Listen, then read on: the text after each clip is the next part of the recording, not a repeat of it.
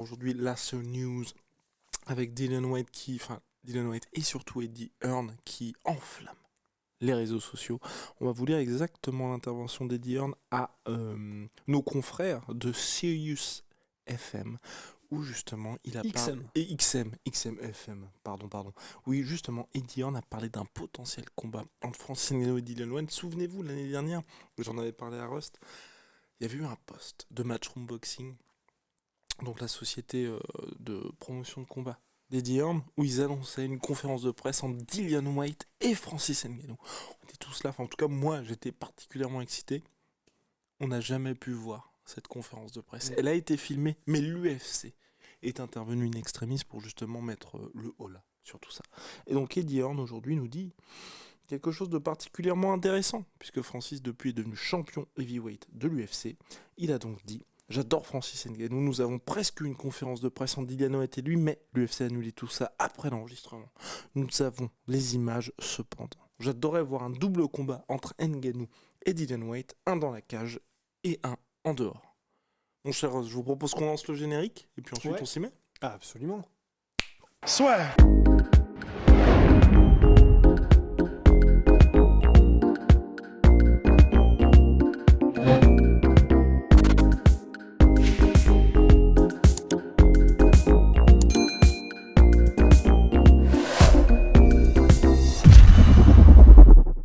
Ce Dillian White, Francis Ngannou. En fait, déjà, je suis en train de réfléchir. Quelle est la raison pour laquelle ils ont refusé de libérer tout ça, en fait? L'UFC ? Ouais. Tu penses que c'est pourquoi? Il y a fort. Parce que le fait qu'ils aient dit oui et que a posteriori ils aient dit en fait non. Ah, ils ont pas dit oui, ils ont jamais dit oui l'UFC. Ah, Et c'était ok. souviens-toi de l'été dernier. Non mais justement l'été, non mais sérieusement, l'été dernier, Francis Ngannou n'était pas en odeur de sainteté avec l'UFC parce qu'il voulait justement son title shot. Il y avait la trilogie contre Daniel Cormier. Ah, et ça aurait fait un levier. Okay, exactement. ok. Et il était en mode bah surtout faites-moi combattre. C'était en mode bah si j'ai pas mon title shot, je vais aller faire de la boxe. Ah oui, effectivement, ok. Bon, bah dans ce cas-là, ça a du sens que l'UFC ait dit pop, et qui est rattrapé par le col. Mais bah honnêtement, ce serait intéressant, puis ce serait... si Francis défend son titre... Alors donc là, on parle de MMA ou de boxe anglaise, de kickboxing? Donc ce serait, il dit un... Ça vomit un peu dans le gant de Thanos.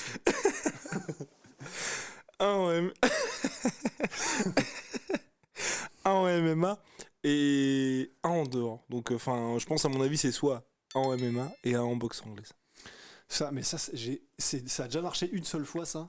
J'avais. Mais oui, il y avait eu pareil avec Badrari et Overeem. Ils avaient signé, il me semble, pour un combat en kickboxing, un combat en MMA. Allegedly. Il y a eu le combat en kickboxing où Badrari, du coup... est-ce que c'était cette fois-là où il a gagné? Je crois...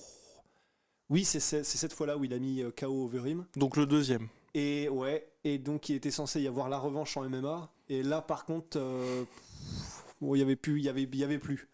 Donc j'ai pas souvenir d'un moment où ça avait marché, cette espèce de deal, de gentleman's agreement de une fois dans mon sport, une fois dans le tien. Bah, enfin bon, il y a une première à tout. Hein. Mais après, cela dit, alors Badrari avait déjà fait un combat de MMA quand il était beaucoup plus jeune, mais cela dit aussi, s'il y a un combat de MMA, Francis Ngannou restera debout, je pense, quand même. Enfin, je sais pas, ou alors il voudra au contraire lui montrer que c'est pas le même sort, je le sais pas, mais je sais pas, j'ai comme l'impression que Francis aura envie de lui montrer, voilà comment je frappe avec des gants de 4 onces. Donc pourquoi pas. Mais, et en plus de ça, en MMA, alors ce qui serait intéressant, c'est que s'il y a les kicks et tout ça, même si ça reste debout et qu'il y a une espèce d'entente entre les deux pour que, on est dans une cage, c'est du MMA, mais restons debout, on fait juste ça avec des kicks, des genoux, du clinch, du machin. Bah, Dillian White, il a un background de kickboxer, il me semble, donc ça pourrait être intéressant. En anglaise, c'est chaud, je pense, très chaud quand même pour Francis. C'est un monstre, c'est une force de la nature, il n'est pas humain. Mais quand même, il a passé énormément de temps à travailler les kicks, les takedowns, le clinch, enfin un peu tout ce qui fait un combattant de MMA complet. Tout ce temps-là, Dillian White l'a passé à travailler l'anglaise. Ça me paraît compliqué quand même. Je suis entièrement d'accord avec toi. Je pense que même en boxe anglaise, c'est qu'est-ce qui se passe, mon cher Mais non, Rust? mais du coup, je suis en train de me dire que ça va faire, tu sais, comme oui. si de rien n'était, tu Ouais. vois, alors que tu viens de changer de suite. Et oui, parce qu'on a mis le nouveau suite Venom de l'UFC, qui est le fight kit donc des champions. C'est avec celui-là que les champions entreront dans la cage de l'UFC. Et puis en plus, vous pouvez vous le procurer avec 10% de réduction grâce au code la sueur, n'est-ce pas, mon cher Rust? Ah bah, comment, ouais. Non, mais plus sérieusement, bref, c'est le nouveau fight kit de Venom. Bref, revenons à nos montons. Je suis entièrement d'accord avec toi. Et c'est toujours ça la difficulté, et c'est pas un petit mais, c'est pour ça que là je trouve que le combat Dillian Whyte, enfin double confrontation potentielle Dillian Whyte-Francis, est plus intéressante que tous les autres trucs qu'on nous sort du genre Tyson Fury a envie de se lancer en MMA, Floyd Mayweather contre Conor McGregor, où là on a quelqu'un avec Dillian Whyte qui a une vraie expérience en kickboxing. C'était certes pas le plus haut niveau, mais il avait quand même été champion européen, je crois, une victoire sur Daniel Sam. C'est pas un des plus grands Daniel Sam, mais quand même qui a une vraie carrière de kickboxing. Il s'est aussi essayé en MMA, Dillian Whyte, et aujourd'hui, c'est l'un des meilleurs en boxe anglaise. Donc on a vraiment quelqu'un qui n'est pas, bien évidemment, du niveau de Francis Ngannou en MMA, mais qui, en tout cas sur le papier, je pense, moi, ce ne serait pas ridicule dans un combat de MMA. Et de l'autre, et c'est là où, en fait, pour le coup, tu vois, j'ai exactement comme toi, où je suis le plus inquiet, c'est vrai qu'un combat de boxe anglaise pour Francis contre Dillian Whyte, c'est chaud. Quitte à faire les deux, tu commences par le MMA, Ouais. et ensuite tu fais en boxe anglaise. Ouais, c'est ce que j'allais dire. Parce qu'en plus de ça, ce qui serait très étrange, c'est si on commençait par le combat de boxe anglaise, et admettons, bon, bah, on adore Francis, mais il y a quand même des chances que ça se finisse par KO, et peut-être un KO de Francis, enfin que Dillian Whyte mette KO Francis En quoi? en anglaise. Ah oui. Et en gros, du coup, je serais, enfin, s'il se fait mettre KO en anglaise d'abord et qu'après il y a le combat de MMA, je me dis ça peut être un peu étrange en fait, parce qu'on aurait un Francis qui sait qu'il a déjà été mis KO, et là il sait que bon bah il a été mis KO avec des gants d'anglaise de je sais pas peut-être 10 ou 12, et là il est avec des gants de 4 onces, des mitaines, et il se dit putain ça peut frapper encore plus fort, et il peut y avoir une espèce d'appréhension un peu chelou, alors que je me dis bon MMA c'est attendu entre guillemets que Francis Ngannou gagne. Enfin, il suffit, enfin littéralement, il suffit d'un takedown. Arrêter un takedown de Francis quand il décide de s'y mettre, ça doit pas être évident. Donc c'est dans l'ordre des choses que Francis, 2-3 petites feintes. Bon, il y a peut-être 2-3 échanges. Enfin, faudrait pas qu'il y en ait trop parce que le problème c'est qu'il suffit d'un seul échange, même avec des gants de MMA. Enfin, avec des gants de MMA entre Dillian Whyte et Francis Ngannou pour que ça parte. Donc en fait. Ça se trouve, peut-être qu'il aurait intérêt, limite Francis, tu sais, démonstration totale, un peu comme ce qu'avait fait tard l'époque. Randy Couture. Randy Couture contre James Toney, en mode direct, tu vois. On plonge dans les chevilles et on envoie et c'est terminé, en fait. Et le mec n'a littéralement aucune chance. Honnêtement, j'espère, tu vois, si ça se fait que Francis fera ça, parce que là, on sera en mode. Bah, c'est normal, c'est du MMA, voilà ce qui se fait en MMA, voilà pourquoi c'est compliqué pour un mec qui fait de la boxe anglaise pure de venir en MMA et de triompher. Et puis logique. Et puis logique. Et là, ce serait dans l'ordre des choses. Et après, il y aurait le côté, bon bah, et en boxe anglaise, Francis Ngannou met KO tout le monde en MMA, c'est son rêve de devenir Tyson, qu'est-ce qu'il peut faire? C'est plus facile à vendre dans cet ordre-là, je pense. Ouais, et puis c'est... Je vais dire quelque chose, c'est pas du coup tout pour manquer de respect à Dillian Whyte, mais c'est vrai que tu vois, pour le coup, voir Francis se faire mettre KO comme on l'a jamais vu se faire mettre KO, le côté en plus Baddest Man on the Planet, le mec, enfin l'héritier pour certains de Mike Tyson, tu vois, qui est vraiment effrayant, toute la com autour de Francis, un peu, ça aurait brutalement terminé. Alors que mine Dillian Whyte, il s'est déjà fait mettre KO en boxe anglaise, il est toujours revenu. Ouais. Donc pour moi, c'est quand même un truc qui change beaucoup dans le sens où même si, imaginons, il se fait face planter par Francis, ce qui est clairement possible. Ah bah oui, c'est des poids lourds et voilà. C'est des athlètes de haut niveau. Bah les gens, enfin en tout cas je pense qu'il pourrait dire il s'est passé la même chose avec Povetkin, 6 mois plus tard il est revenu et là cette fois il lui a pas fait de cadeau. Et puis ce serait même aussi, c'est logique contre Francis tout le monde se fait mettre KO aussi.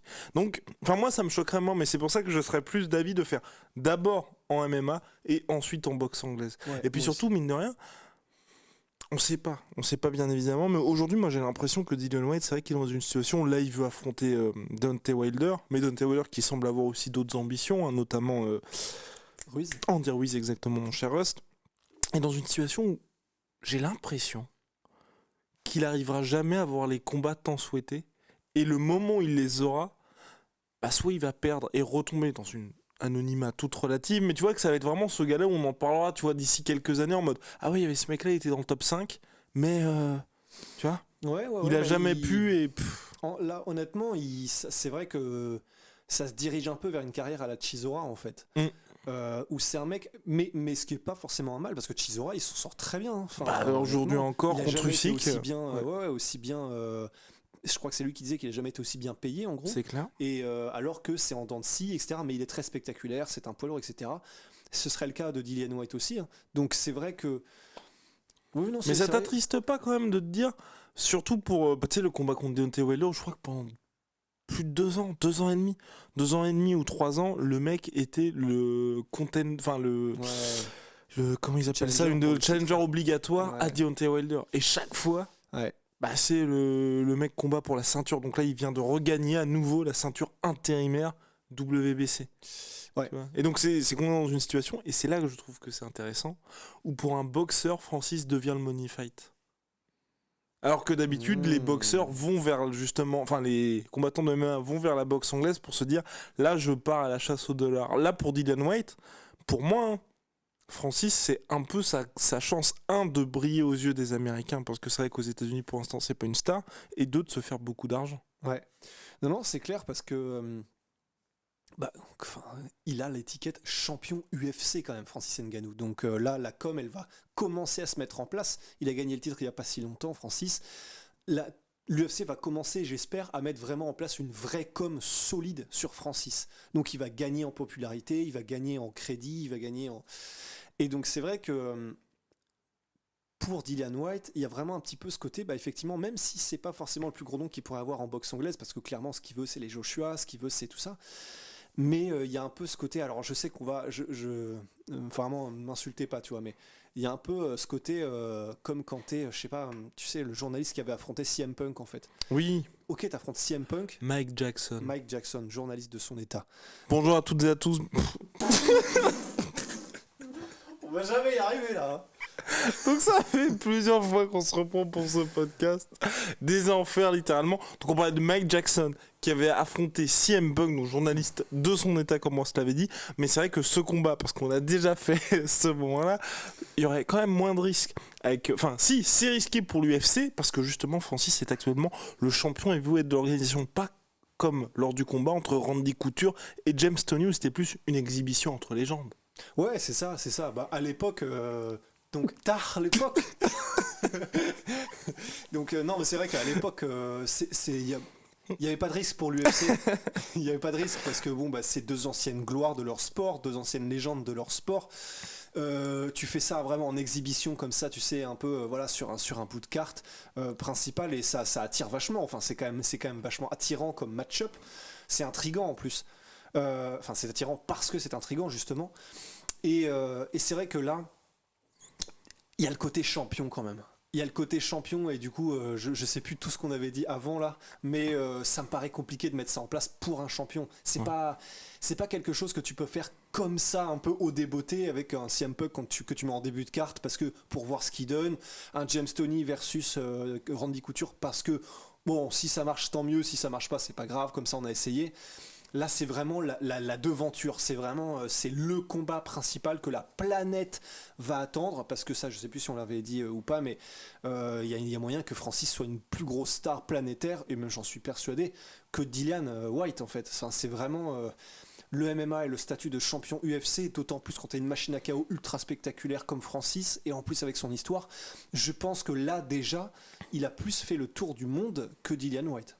D'ailleurs, si vous ignorez l'histoire de Francis Ngannou, je vous invite à regarder les contes du père Rusty, ce qui a été vraiment un contenu magnifique. Hein. C'est un youtubeur qui est assez connu en France, qui commence à percer. Il démarre, mais petit à petit.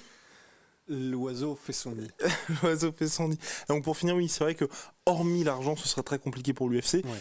Et je boucle la boucle en disant qu'effectivement, Mayweather, Conor McGregor, c'est fait, mais à cette époque-là, Mayweather était déjà à la retraite, il avait rendu ses ceintures, et la WBC, je crois, avait créé une ceinture de toutes pièces pour ce combat-là. Donc il n'y avait pas ce côté non plus, on prend vraiment un risque avec la légitimité du sport. Mais, et c'est pas un petit mais, Dana White a rencontré il y a quelques temps Eddie Eddie Hearn, Hearn. dirigeant de Matchroom Boxing, donc le promoteur, pour peut-être faire des choses à Las Vegas. Il a ce projet de longue date de faire Zuffa Boxing. Il a un peu abandonné parce qu'il a dit que c'était trop compliqué justement de réussir à mettre en place un système façon UFC en boxe anglaise. Mais en tout cas, Dana White est un grand fan de boxe anglaise. Ouais, et je sais plus si on l'avait dit ça aussi, mais il y a aussi le fait que c'est peut-être pas intéressant pour l'UFC que ce soit Dylan White en fait, Oui. qui n'est ni Joshua ni Fury, enfin c'est pas de la Sainte Trinité en fait, c'est pas Joshua Fury Wilder. Donc est-ce que même pour l'UFC de tout risquer comme ça sur un combat alors que Dylan White, bon on l'a dit, il y a des chances qu'il soit moins connu au niveau mondial que Francis Ngannou, et en plus de ça, même dans l'anglaise, c'est pas le plus connu, c'est pas Ouais. donc t'as quand même beaucoup à perdre quoi. Ouais. Si t'es l'UFC. Et finalement, à part de l'argent, très peu à gagner, mon cher Rust. Bien, je pense qu'on a fait le tour sur la question. Big shout out à Venom, sponsor de la sueur, sponsor de l'UFC désormais. Bim bam boum, le magnifique t-shirt de Rusty Business, qui est également donc là, issu de la collection One FC avec Venom. On a d'ailleurs fait un Celui-là, unboxing de la collection des Fight Kits UFC X Venom. Et big shout out à My Sweet, à My Sweet Protein. Ce jeudi 8 avril, nous avons un code promo supérieur à tous les autres codes promo que vous pourrez trouver sur internet et même, j'ai même envie de dire, sur toutes les plateformes et dans le monde entier. Aujourd'hui, il est à 43%, demain, il sera plus haut et plus haut que n'importe qui. Donc n'hésitez pas à utiliser le code de la sueur si vous voulez vous faire Allez, plus plaisir haut que n'importe qui. ou faire plaisir avec des fringues Venom ou même des barres protéinées Venom. Des barres Peut-être bientôt. des barres protéinées MyProtein qui sont survalidées par Rust. Ah mais j'ai hâte qu'elles arrivent. Hein. Je sais Ouais. pas quand est-ce qu'il arrive le colis, mais je Il peux est dire- parti, il est Oh, parti. Parce que là, il y a de quoi? Il y a des cookies que j'ai pris, Ouais. il y a des barres protéinées. Des barres crottées. Et non, des barres protéinées et beurre de cacahuète. Ouais, oui, ça va être magnifique. Bref, à très vite pour de nouvelles aventures, en tout cas pour un prochain podcast, prochaine interview. Là, demain avec Rusty Business. C'est un vrai Rusty Business, puisque il est en déplacement. Nous sommes en déplacement. Il va à Montpellier. Nous allons à Montpellier. Nous allons à Montpellier. Mais il y en a qu'un. Nous allons à Montpellier, mais il y en a qu'un seul de nous deux qui va mourir. Exactement. Je vous laisse deviner lequel. À très vite. Et on a oui. Et pour finir, pour boucler la boucle, on a annoncé les 3 gagnants des BD. Donc n'hésitez pas à regarder la vidéo de récap Francis contre Stipe Miocic pour voir qui a gagné et si jamais vous êtes l'heureux élu si vous n'avez pas eu la notification. À la prochaine.